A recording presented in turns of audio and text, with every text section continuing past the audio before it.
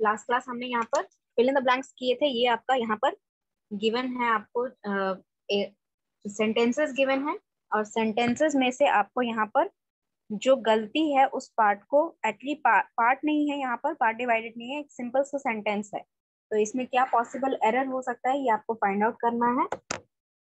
Single mistakes हैं, ठीक है, उसको आपको यहाँ पर ध्यान देना है कि क्या क्या चीज में एरर है। रिलेटेड टू योर प्रोनाउंस ही होगा, बहुत सिंपल सा स्टेटमेंट्स है, बहुत ज्यादा डिफिकल्ट नहीं है। You can just write down the sentence itself, पूरा ही सेंटेंस आप या तो खुद ही रिपीट करके पूरा लिख सकते हैं, या फिर जैसे अगर कुछ रिप्लेस होना है, जैसे इट अगर रिप्लेस होना है तो इट की जगह क्या आएगा, तो इट करके इज इक्वल टू करके या एरो करके आप यहाँ पर चैट बॉक्स में लिख सकते हो आंसर।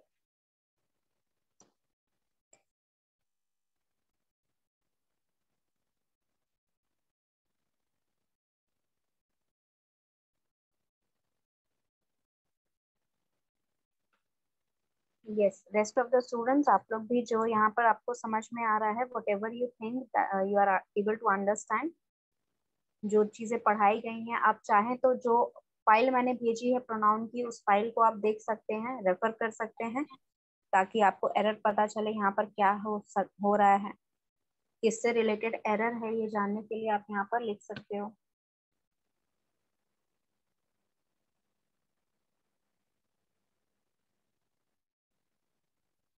सेंटेंस नंबर 1 अगर हम देखें, I and you have done it, ये स्टेटमेंट जो है, इस स्टेटमेंट का मतलब है कि मैंने और तुमने वो काम, कोई भी काम कंप्लीट कर लिया, हमने वो कर लिया काम, ठीक है।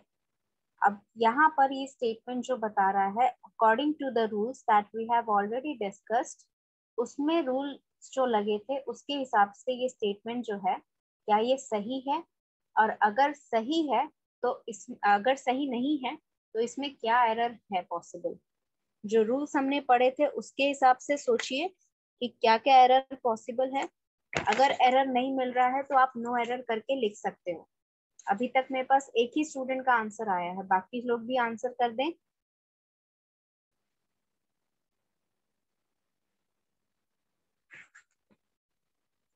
बाकी स्टूडेंट भी फटाफट आंसर कर दे, उसके बाद फिर मैं यहाँ पर एक्सप्लेन करूंगी आपको कि किस तरह यहाँ पर स्टेटमेंट्स बनाए गए हैं। Remember all the rules that we have studied, ठीक है। जैसे यहाँ पर आई है तो यहाँ पर आई होगा, या मी होगा, ठीक है, या फिर माइन होगा, क्या होगा, कौन सा प्रोनाउन यहाँ पर लगेगा, कौन सा प्रोनाउन पोजेसिव प्रोनाउन लगेगा, वो सारी चीजें आप यहाँ पर देख लें। अब क्वेश्चन नंबर के साथ आंसर करिएगा, ठीक है, क्योंकि बहुत सारे स्टूडेंट एक ही साथ कुछ क्वेश्चंस का आंसर भेज देते हैं। तो क्वेश्चन नंबर के साथ आंसर करिए, क्वेश्चन नंबर 1 का आंसर कर रहे हैं या क्वेश्चन नंबर 2 का आंसर कर रहे हैं। 2 students have answered. Rest of the students, if you want to answer, you can go ahead and answer that question.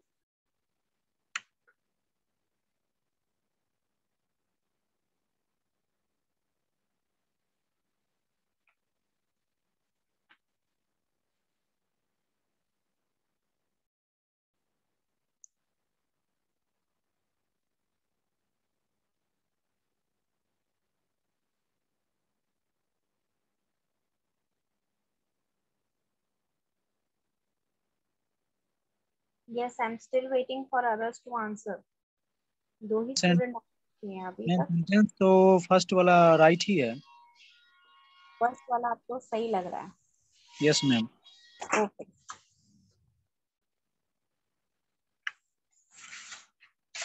तो 3 स्टूडेंट यहाँ पर अपना आंसर मुझे दे चुके हैं। रेस्ट ऑफ द स्टूडेंट आप लोग भी अपना आंसर दे दें।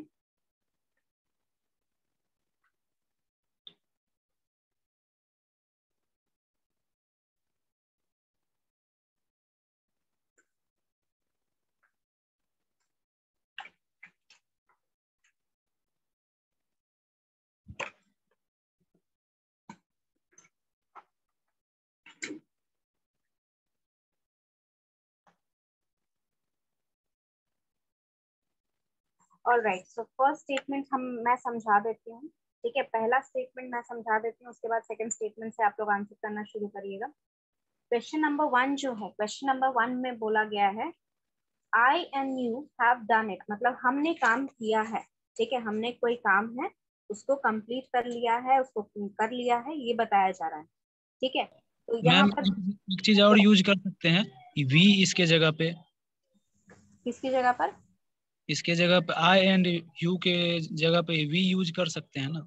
हाँ बिल्कुल, वी यूज कर सकते हैं क्योंकि एक से ज्यादा सब्जेक्ट है यहाँ पर, तो यहाँ पर वी बिल्कुल यूज कर सकते हैं। ठीक है, देखो यहाँ पर जो स्टेटमेंट बनाया गया है, यहाँ पर जो मेन स्टेटमेंट है, ठीक है, I and you have done it, यानी कि हमने कुछ काम किया है, कंप्लीट कर लिया है। डन का मतलब कंप्लीट कर लिया है, तो डन हमारा मेन वर्ब है।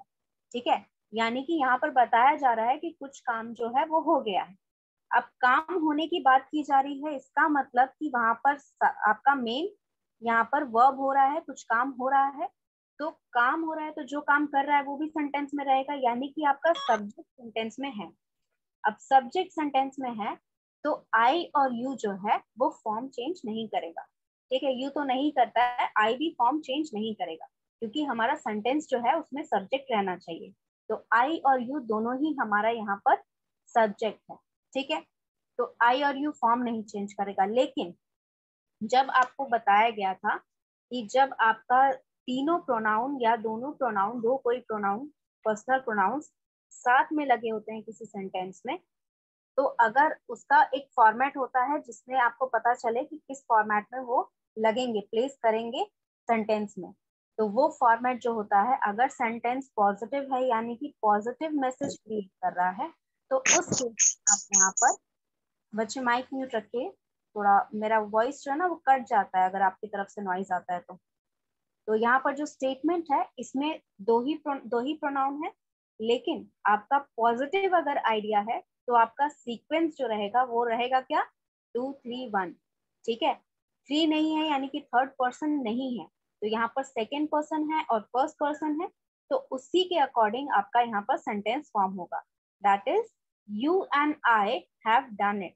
ठीक है, ये सेंटेंस का आपका सही स्ट्रक्चर रहेगा। क्या स्ट्रक्चर है सही सेंटेंस का? You and I have done it. Yes. You and I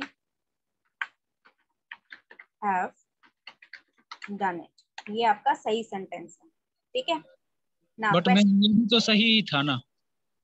नहीं सही नहीं था ना, आपका सीक्वेंस 2 3 1 होना चाहिए ना, तो यहाँ पर 1 और 2 आ रहा है। ये सीक्वेंस आपका तभी रहता है जब आइडिया नेगेटिव रहे, जो मैसेज है, जो सेंटेंस है, उसमें नेगेटिव आइडिया रहे, उस केस में आपका ये सेंटेंस करेक्ट है। ठीक है, अगर हमने कोई गलत काम किया होता, ठीक है, डन रॉन्ग होता, जैसे यहाँ पर अगर मैं स्टेटमेंट में डन रॉन्ग लिखी होती, I and you have done wrong, मतलब हमने गलती की है या हमने मिस्टेक किया है, इस तरह का नेगेटिव इफेक्ट वाला अगर कोई स्टेटमेंट रहता तो हम इसमें आई और यू रहने देते, तब ये स्टेटमेंट नहीं रहता। लेकिन क्योंकि रॉन्ग नहीं लिखा है तो हमने बस कोई काम कंप्लीट कर लिया है, और ये एक पॉजिटिव आइडिया क्रिएट कर रहा है। और पॉजिटिव आइडिया जब रहता है मैसेज में, तब हम सेकेंड पर्सन को पहले रखते हैं। हाँ, जैसे मर्डर वर्डर हो गया तो नेगेटिव। हाँ, कोई भी नेगेटिव, किसी भी तरह का नेगेटिव मैसेज अगर हो रहा है तो वो हमेशा फर्स्ट पर्सन पहले, सेकंड पर्सन बाद में, फिर थर्ड पर्सन। और अगर ऐसा नेगेटिव कुछ भी नहीं है या फिर आप क्लियर नहीं बता सकते हो कि नेगेटिव है, तो मतलब हम पॉजिटिव लेते हैं उसको। ठीक है, अगर साफ साफ नहीं लिखा हुआ है कि कुछ गलती हुई है, कुछ गलत काम हुआ है, मतलब वो पॉजिटिव है। और पॉजिटिव है तो उसका सीक्वेंस रहेगा 2 3 1, यानी कि सेकेंड पर्सन, थर्ड पर्सन, फिर first person.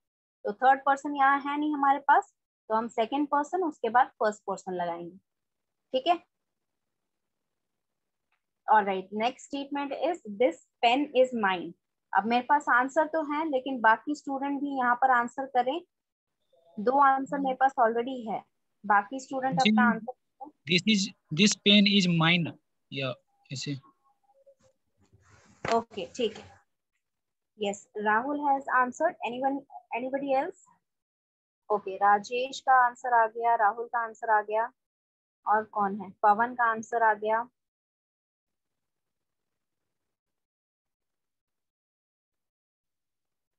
Okay, roll number 6 का भी आंसर आ गया।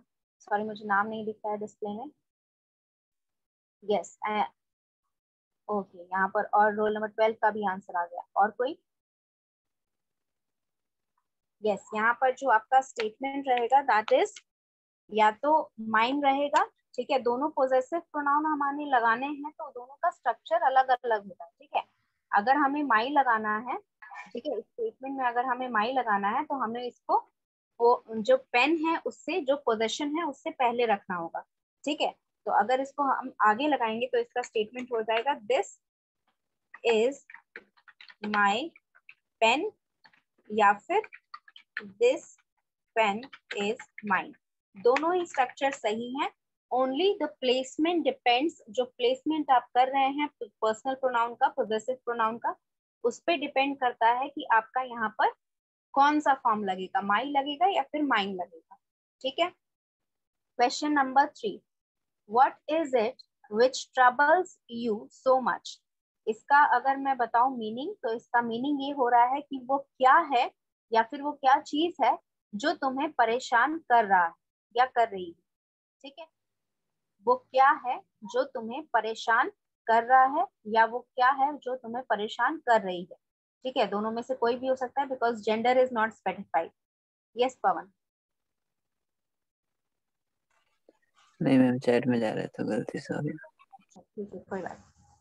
Yes you can answer this question. जैसा भी आप जो रिप्लेस करने वाला चीज है ना वो वर्ड भी लिख दिया करो साथ में, ठीक है। जैसे यहाँ पर मच रिप्लेस करना है तो मच के साथ फिर एरो लगा के या इज इक्वल टू लगा के जो रिप्लेस करने वाला वर्ड है वो लिख दो।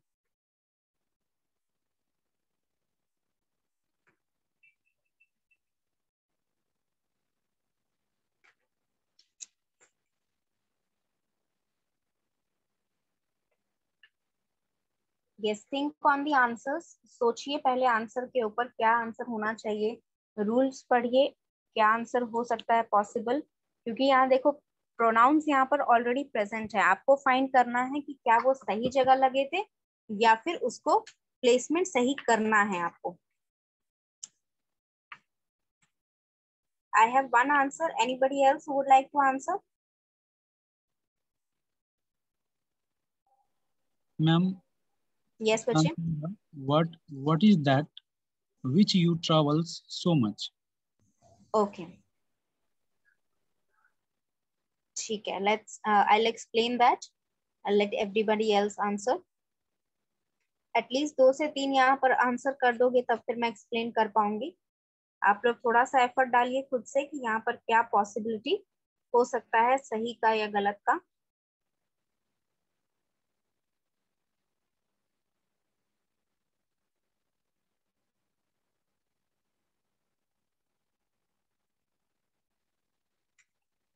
Okay, I can see that you are getting confused between the things, what we should do.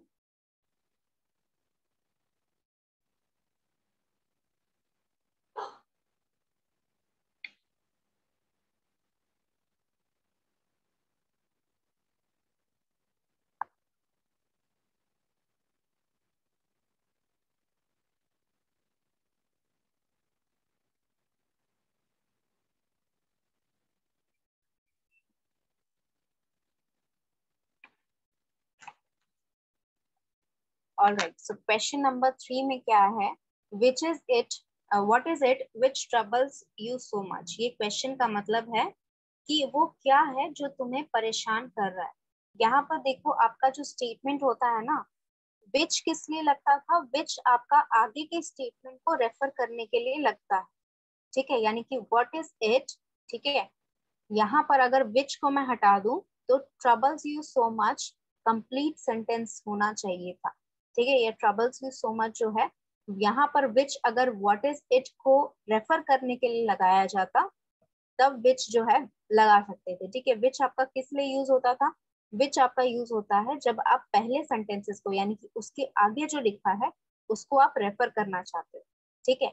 But यहाँ पर व्हाट इज इट यानी कि रेफर नहीं किया जा रहा है, यहाँ पर पूछा जा रहा है कि वो क्या चीज है जो तुम्हें परेशान कर रहा है, ठीक है। यानी कि यहाँ पर इस पार्ट में, इस हाफ पोर्शन में what is it half portion है, ट्रबल्स यू सो मच आपका हार्ट पोर्शन, और इन दोनों को आपस में जोड़ा जा रहा है। तो जोड़ने का काम आपका विच नहीं करता है, दैट करता है। ठीक है, विच आपका जोड़ने का काम नहीं करता, वो रेफरेंस के लिए यूज होता है। दैट आपका रिलेटिव प्रोनाउन है जो आपका सेंटेंस जोड़ने के काम आता है। ठीक है, इसका रिलेशन, पहले पार्ट का रिलेशन, व्हाट इज इट का रिलेशन बताएगा वो पीछे वाले पार्ट के साथ मिलकर। तो ये सेंटेंस या फिर ये जो क्वेश्चन हो जाएगा, सही क्वेश्चन हो जाएगा, what is it that one, what is it that troubles you so much। ठीक है, और यहाँ पर सिर्फ इसका रिप्लेसमेंट, दैट का रिप्लेसमेंट इसीलिए हुआ क्योंकि दैट हमारा कनेक्शन या फिर जो हाफ सेंटेंसेस है उसको रिलेट करने में आपस में हेल्प करता है। विच जो है वो आपका रेफरेंस के लिए हेल्प करता है, यानी कि व्हाट इज इट की जगह अगर कोई ऐसा स्टेटमेंट होता जैसे she is the one who is troubling me which is true, ये आपका स्टेटमेंट रहता तो she is the one who is troubling me, ये पूरा कंप्लीट सेंटेंस है और इसको आप रेफर कर सकते हो क्योंकि ये कंप्लीट सेंटेंस है। व्हाट इज इट आपका कंप्लीट सेंटेंस नहीं है, इससे आपको कुछ भी इंफॉर्मेशन, पार्शियल इंफॉर्मेशन भी नहीं जा रही है। ठीक है, तो इसी वजह से यहाँ पर विच नहीं लग सकता है। ठीक है, अगर नहीं समझ में आया तो अभी पूछ लो, अदरवाइज अगर समझ में आ गया तो क्वेश्चन नंबर 4 की तरफ चलेंगे। You and I have done my task. Ma'am मैंने बोला था कि what is that which you travel so much, travel में मैंने एस नहीं लगाया था, उसके बाद ये सेंटेंस रॉन्ग है मैम।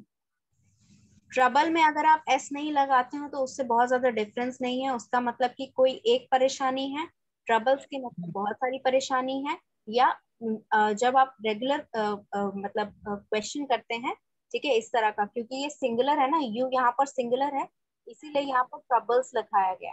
ठीक है, ट्रबल्स मतलब जो तुम्हें परेशान कर रहा है, ठीक है, या जो चीजें तुम्हें परेशान कर रही है। तो यहाँ पर व्हाट इज दैट अगर लगाते हैं आप, ठीक है, what is that trouble you, ठीक है, तो यहाँ पर विच लगाने की तब भी जरूरत नहीं रहेगी अगर यहाँ पर व्हाट इज इट की जगह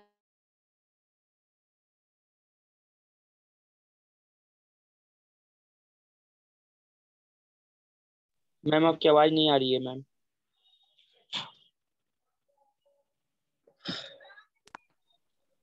yes, am I audible now? Yes yes ma'am. हाँ, तो यहाँ पर अगर आप दैट लगा देते हैं इट की जगह, ठीक है, what is that troubles you so much, वहां पे भी आपको विच हटाना पड़ेगा क्योंकि विच आपका यूज होता है जब आप रेफरेंस देते हैं, और रेफरेंस देने के लिए आपका सेंटेंस जो है वो पूरा कन्वे करना चाहिए। ठीक है, तो विच से पहले वाला अगर मीनिंग कन्वे कर रहा होता पूरा, तब हम विच रख सकते हैं सेंटेंस में। अदरवाइज यहाँ पर हमें what is that troubles you भी हो सकता है, what is it that troubles you तो भी हो सकता है। वहां पर व्हाट इज दैट अगर लगेगा तब वो डेमोन्स्ट्रेटिव प्रोनाउन कहलाएगा, यानी कि वो इंडिकेट किया जा रहा है कि वो क्या है जो तुम्हें परेशान कर रहा है। What is it that troubles you का मतलब इट यहाँ पर वो चीज जो तुम्हें परेशान कर रही है, वो यहाँ पर इट यहाँ पर परेशानी के इंडिकेट करने के लिए उसके लिए पर्सनल प्रोनाउन यूज हुआ है। दैट यहाँ पर यूज हुआ है जोड़ने के लिए as a relative pronoun. What is it और ट्रबल्स यू सो मच को रिलेट कर रहा है ये। ठीक है, यहाँ पर दैट जो है वो रिलेटिव प्रोनाउन लग रहा है, इट यहाँ पर जो प्रॉब्लम है, जो चीज परेशान कर रही है उसके लिए लगा है। ठीक है, yes ma'am. okay, now let's move on to question number 4, that is you and I have done my task। इसका भी आंसर आप आराम से कर सकते हैं। Look at the sentence carefully. यहाँ पे सब्जेक्ट ऑब्जेक्ट का अगर देखना है तो वहां पर देखो कि यहाँ पर वर्ब है या यूज कर लेंगे, सॉरी माई के जगह आवर यूज कर लेंगे यहाँ पे। Okay, yes ma'am.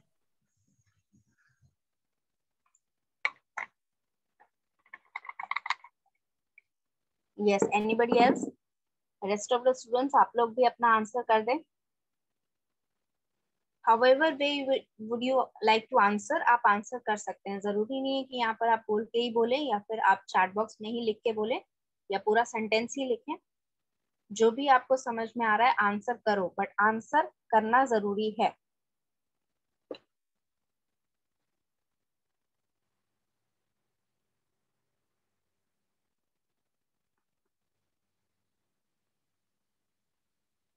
दो स्टूडेंट ने ही अभी तक आंसर किया है, बाकी स्टूडेंट आंसर नहीं करना चाह रहे हैं।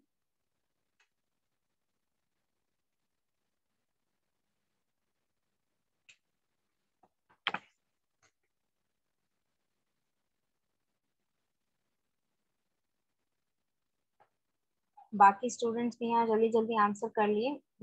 जितना आप जल्दी आंसर करेंगे उतना अच्छा रहेगा। Then I can explain you what what is wrong and what is right.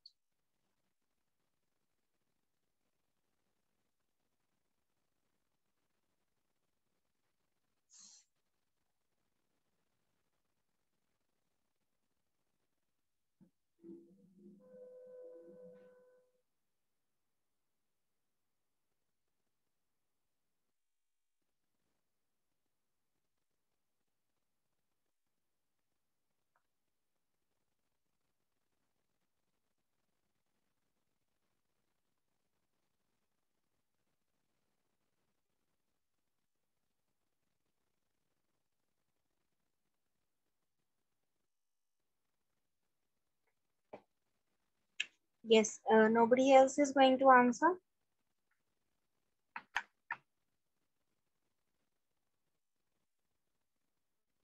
Okay, जो statement है हमारा, you and I have done my work. यहाँ पर statement का मतलब क्या बता रहा है? Statement का मतलब ये बता रहे हैं कि तुमने और मैंने मेरा काम कर लिया। तुमने और मैंने मेरा काम कर लिया। तो यहाँ पर कोई भी पर्सन हो, उसका अपना भी तो काम है, वो मेरा काम थोड़ी करेगा।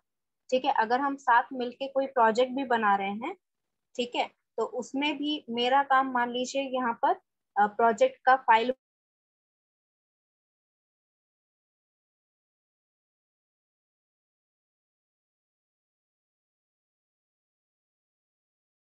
Ma'am again you are not audible. बनाना है, तो मेरे साथ जो करेगा। ठीक है, तो मेरा काम अलग है भाई, तो हम दोनों मिलकर मेरा काम नहीं ना करेंगे, हम दोनों मिलकर अपना काम करेंगे, अपना अपना काम करेंगे, या जो भी हमने साथ में प्रोजेक्ट लिया है वो साथ वो काम करेंगे। तो यहाँ पर हमारा माई टास्क नहीं होगा, क्योंकि यू भी साथ में इंक्लूडेड है, तो माई की जगह हम यहाँ पर आर्स लगाएंगे। ठीक है, तो सही सेंटेंस है you and I have done our task. अगर डाउट है किसी को तो पूछ लो, otherwise let's move on to the next question. One should keep his word. One should keep his word.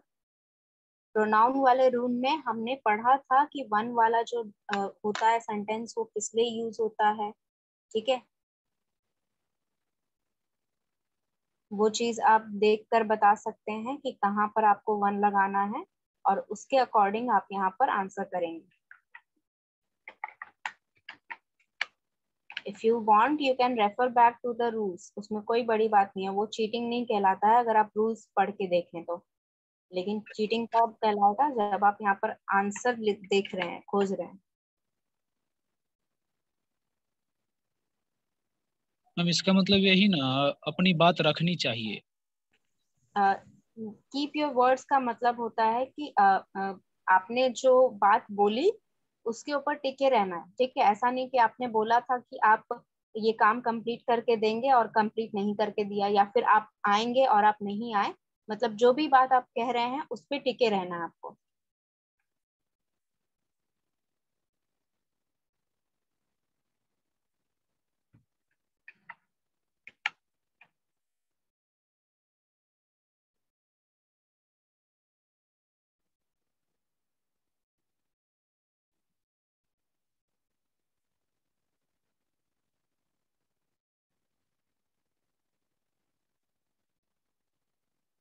Yes, think on the statements that I have already told you कि जहाँ पर वन यूज होता है, वो statements याद करिए कहाँ पर वन यूज होता है। One is also a pronoun that is used for each and every person on this earth.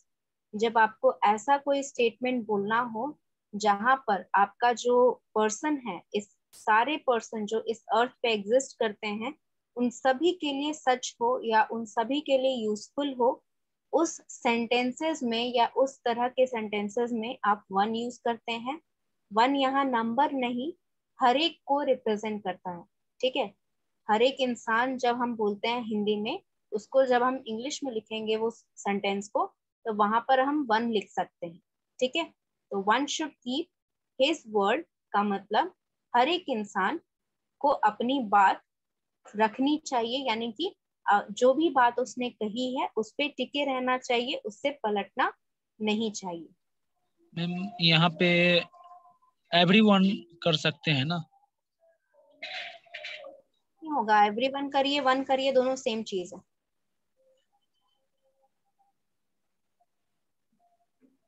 मैं अपनी तरफ से मैम मैं बोल रहा हूँ everyone should keep his word. Words होगा यहाँ पे, वर्ड लिखा हुआ है। ओके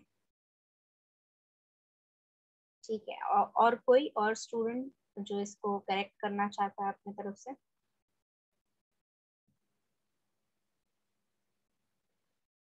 ऑलराइट, तो यहाँ पर जो स्टेटमेंट है that is one should keep his word. आपको जो मैंने रूल्स दिए हैं वहां पर स्पेसिफिकली लिखा है कि जब वन प्रोनाउन यूज होता है किसी भी सेंटेंस में, तब वहां पर जो पर्सनल प्रोनाउन यूज होगा, क्योंकि हिज आपका क्या है यहाँ पर पोजेसिव प्रोनाउन। ठीक है, या पर्सनल देयर होना चाहिए। देयर नहीं होगा, वंस होगा। ठीक है, जो पर्सनल प्रोनाउन आप वन के लिए लगाते हैं या जो रिफ्लेक्सिव प्रोनाउन आप वन के लिए लगाते हैं वो वंस होता है या वन सेल्फ होता है। तो यहाँ पर अगर आपको वन पोजेसिव प्रोनाउन लिखना है तो आप वंस लिखेंगे। एवरीवन शुड कीप, और one should keep one's word. There तब रहेगा जब आपका एवरीवन लिखा हो। ठीक है, जब एवरीवन लिखा हो तब आप देयर वर्ड लिख सकते हैं। जब वन लिखा है तब आप वंस वर्ड लिखेंगे। मैम यहाँ पे वर्ड होगा या वर्ड्स होगा?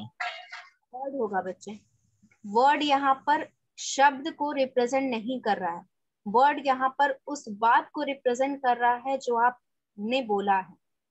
ठीक है, अब वर्ड की बात तो मैं नहीं बोला हूँगा ना उस टाइम पे। मतलब मैं बहुत सारा बात बोला हूँगा उस टाइम पे, जैसे कि आपको ये नहीं करना चाहिए, अदर बहुत सारा वो जहाँ उन पे। Yes ma'am. वो सभी चीज को रिप्रेजेंट कर रहा है। वर्ड मतलब शब्द नहीं होता है हर जगह। ठीक है, वर्ड मतलब यहाँ रिप्रेजेंट कर रहा है जो बात आपने बोली। जैसे आपने कहा कि मैं जो पूजा है उसमें आऊंगा। ठीक है, तो ये बात जो आपने कही, इस बात को वर्ड यहाँ पर रिप्रेजेंट कर रहा है।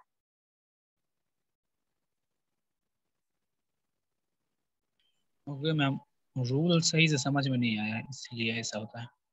वर्ड्स देखो, वर्ड्स जब लिखना होगा यहाँ पर मीनिंग आपको समझना है। ठीक है, कि क्या मतलब समझाना चाह रहा है। वर्ड का यहाँ पर मतलब है कि जो भी बात आप बोल रहे हैं उस बात पे आपको टिके रहना है, उस बात से डगमगाना नहीं है। ऐसा नहीं कि आपने बोल दिया कि हाँ हम पढ़ लेंगे और बाद में जाके फिर भूल गए, नहीं किया वो काम। ठीक है, नहीं हो पाया भी अलग चीज है, लेकिन आपको कोशिश करनी है कि अपना बात जो है उस बात से आप पलटे ना। ठीक है, तो देखो जैसे हिंदी में भी आप बोल रहे हो इसको कि आपको अपनी बात से पलटना नहीं है, तो बात जो है वो भी तो सिंगुलर आ रहा है ना वहां पर सेंटेंस में। ठीक है, वो भी तो सिंगुलर आ रहा है, आप बातें तो नहीं बोल रहे हो हर जगह। ठीक है, वहां पर भी आप बात बोल रहे हो, तो वो भी सिंगुलर रिप्रेजेंटेशन दे रहा है, क्योंकि वो हर एक चीज को रिप्रेजेंट कर रहा है जो आप बोले हो। ठीक है, हर एक बात को रिप्रेजेंट कर रहा है जो आपने कहा है। अगर अभी भी नहीं समझ में आया तो यू कैन आस्क, अदरवाइज हम क्वेश्चन नंबर 6 की तरफ बढ़ सकते हैं। That is whom book is this? whom book is this? ये आपका क्वेश्चन नंबर 6 है।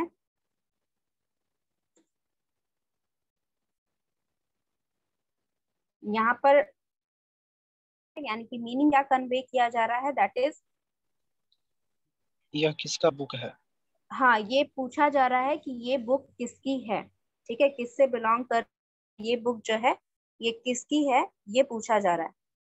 तो अगर आपको यहाँ पर रिप्रेजेंट करना है इस तरह का कोई स्टेटमेंट, तो आप कैसे रिप्रेजेंट करेंगे या कैसे रिप्रेजेंट करते हैं वो याद करिए, you will be able to find your answer.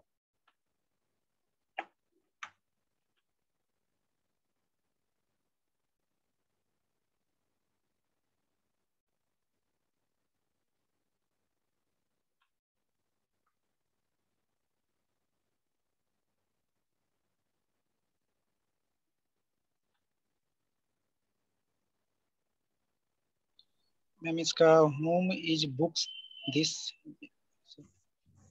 Home home this, home is book this बोल सकते हैं। आराम से सोचिए क्या पॉसिबल आंसर हो सकता है इसका।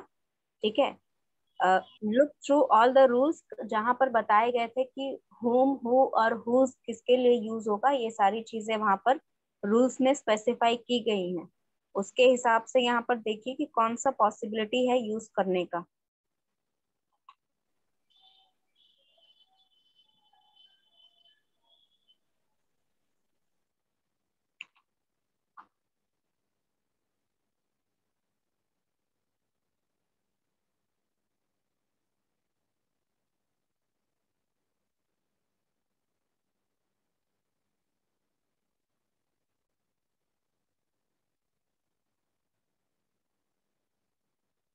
Yes, go ahead and keep answering. I'm looking at your answers.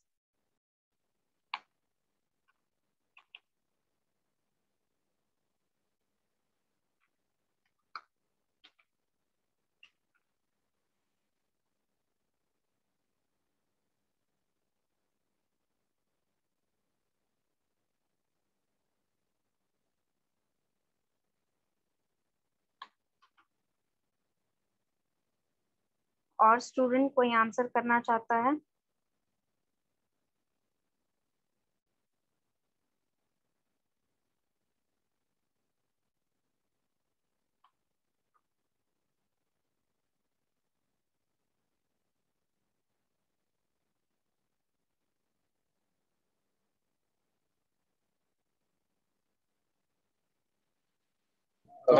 Home is this book होगा मैम।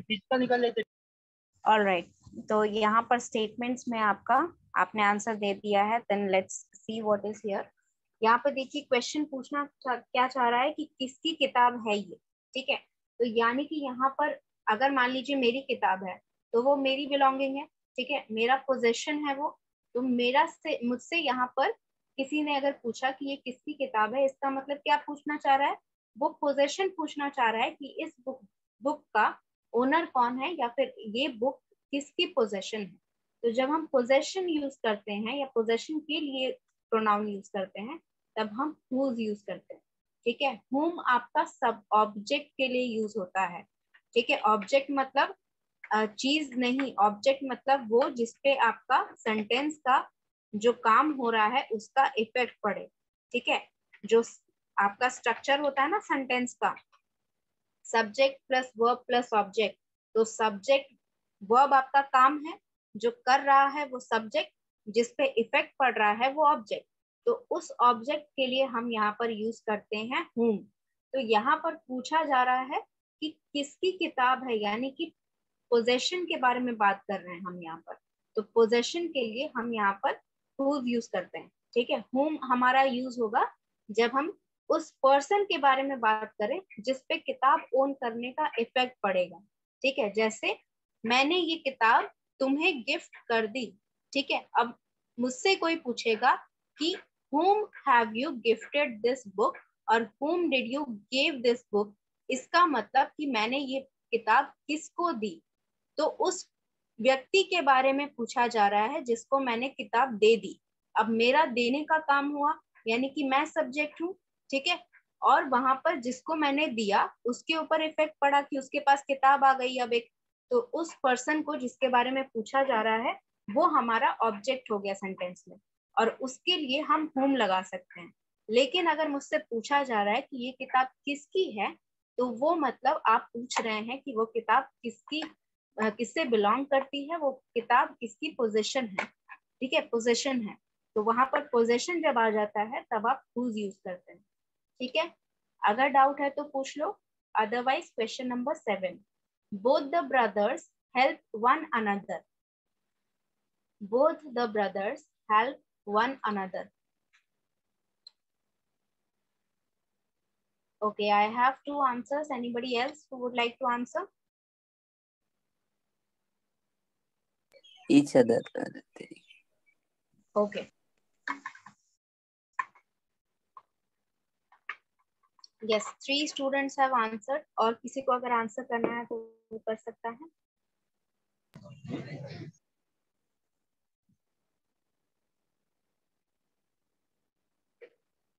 स्टेटमेंट यहाँ पर ध्यान से पढ़िएगा. Both the brother. both are ma'am, both are brother help each other होगा. ओके.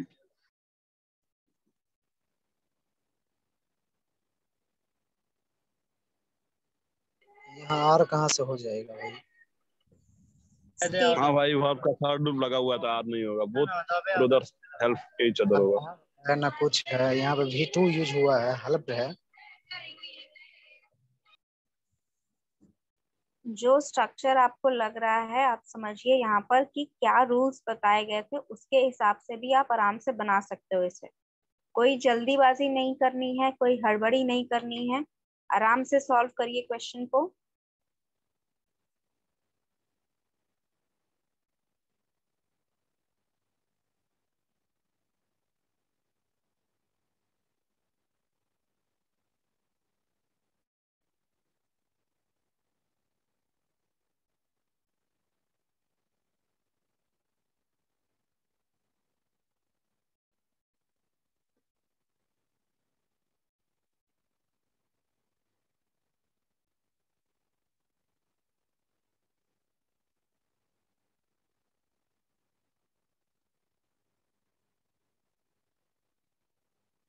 हेल्प नहीं होगा ma'am, help Help. होगा. क्या होगा? हेल्प होगा केवल. V1 अच्छा.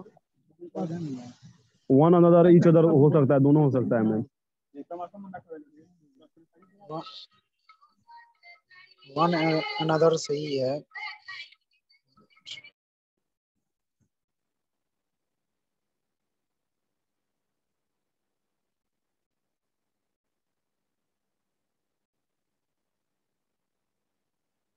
Alright, let's see what is the question here. यहाँ पर जो क्वेश्चन है उसमें यहाँ पर लिखा हुआ है कि both the brothers helped one another. यानी कि कोई सिचुएशन था, कोई प्रॉब्लम था जिसमें दोनों भाइयों ने एक दूसरे की आपस में मदद की. ठीक है, एक भाई ने दूसरे की मदद की, दूसरे भाई ने पहले वाले की मदद की. ठीक है, उन दोनों ने आपस में एक दूसरे की मदद की. ठीक है, ये जो स्टेटमेंट्स हैं हमारे, यहाँ पर बोथ पहले हमेशा यूज होता है, याद रखिएगा. यहाँ पर बोथ का स्टेटमेंट है, यानी कि बोथ यूज होता ही यही इसीलिए है जब आपका सब्जेक्ट या ऑब्जेक्ट जिसके लिए बोथ लग रहा है वो दो है. यानी कि बोथ लगा है, इसका मतलब भाई कितने हैं? 2 भाई हैं. ठीक है, 2 भाई हैं, इसका मतलब यहाँ पर 2 सब्जेक्ट के लिए हम ईच अदर लगाते हैं, वन अनदर नहीं लगाते हैं. वन अनदर हमारा 2 से ज्यादा सब्जेक्ट के लिए लगता है. अगर 2 से ज्यादा सब्जेक्ट है तभी हमारा सेंटेंस में ईच वन अनदर लगेगा. अदरवाइज हम यहाँ पर बोथ द ब्रदर्स के साथ हमेशा ईच अदर लगाएंगे.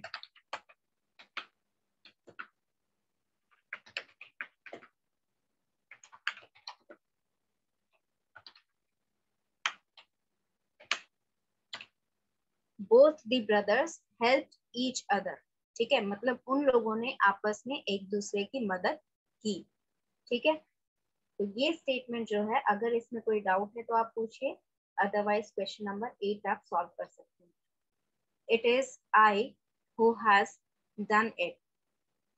मतलब इस स्टेटमेंट का मतलब क्या हुआ कि वो मैं हूं जिसने ये काम किया या फिर जिसने ये किया.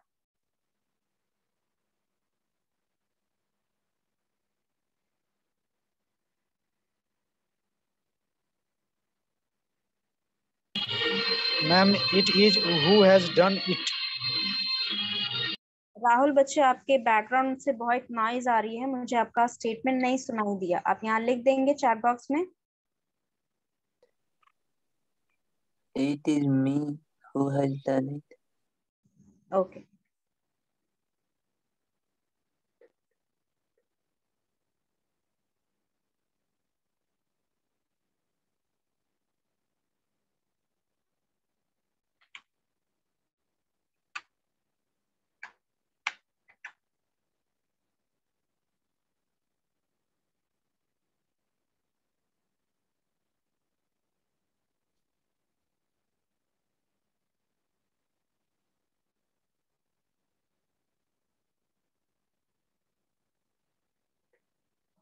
पीयूष, आप दो दो आईडी से क्यों लॉग इन हैं?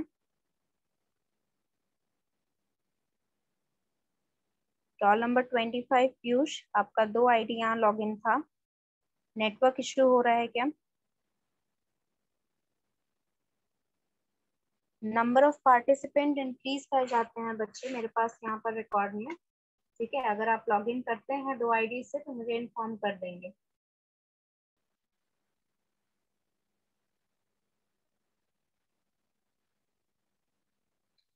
यस, यहाँ जो स्टेटमेंट है, ठीक है, वो मैं हूँ जिसने ये काम किया है। ठीक है, ये आपका स्टेटमेंट है।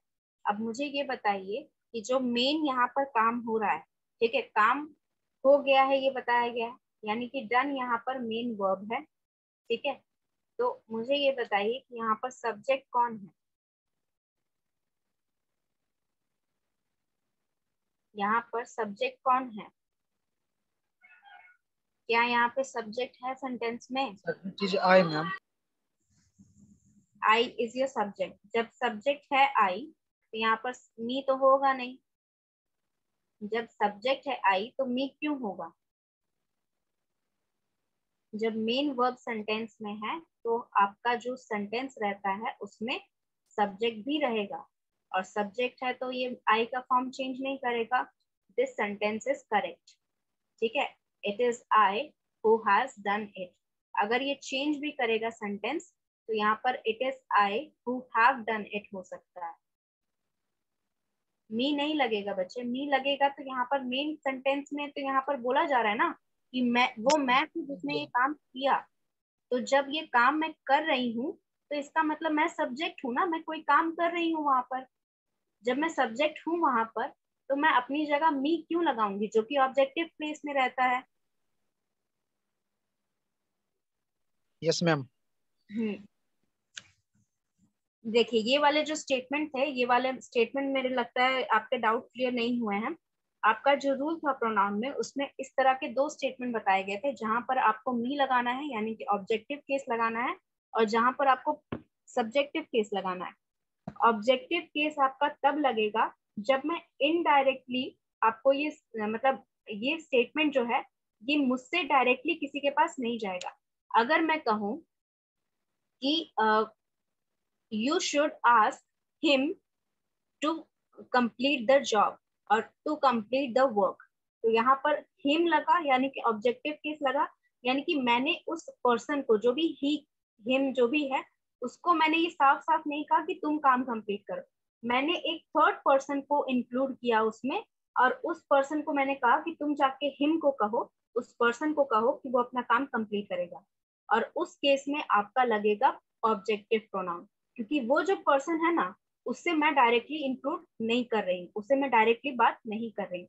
तो अपने बारे में अगर आप कुछ करने के लिए बोल रहे हैं कि मैंने ये काम किया, ये काम जो है ये मैंने किया, तो इस केस में आपका सब्जेक्ट, ये जो सेंटेंस है ये करेक्ट है। ठीक है, अगर चेंज होगा भी तो हो सकता है कि कुछ रूल्स के अकॉर्डिंग यहाँ पर, क्योंकि हु के बाद हैज लगा है तो यहाँ पर आई के साथ हमेशा हैव लगता है, तो ये चेंज भले हो सकता है कि आई के साथ हैव लगेगा, नहीं होगा। क्वेश्चन नंबर 9 और 10 होमवर्क ले लीजिए क्योंकि टाइम हो गया है। अटेंडेंस मैंने आपका लगा दिया है। 9 और 10 होमवर्क ले लीजिए और इसको हम लोग नेक्स्ट क्लास करेंगे। ठीक है, ऑल राइट। चलिए इसको 9 और 10 हम लोग नेक्स्ट क्लास डिस्कस करेंगे। अगर 8 नहीं समझ में आया है तो वो प्रोनाउन की जो फाइल भेजी है उसे पढ़ लीजिएगा, वहां पर लिखा हुआ है। ठीक है, अगर फिर भी नहीं समझ में आया तो नेक्स्ट क्लास फिर पूछ लीजिएगा। ऑलराइट। Thank you ma'am.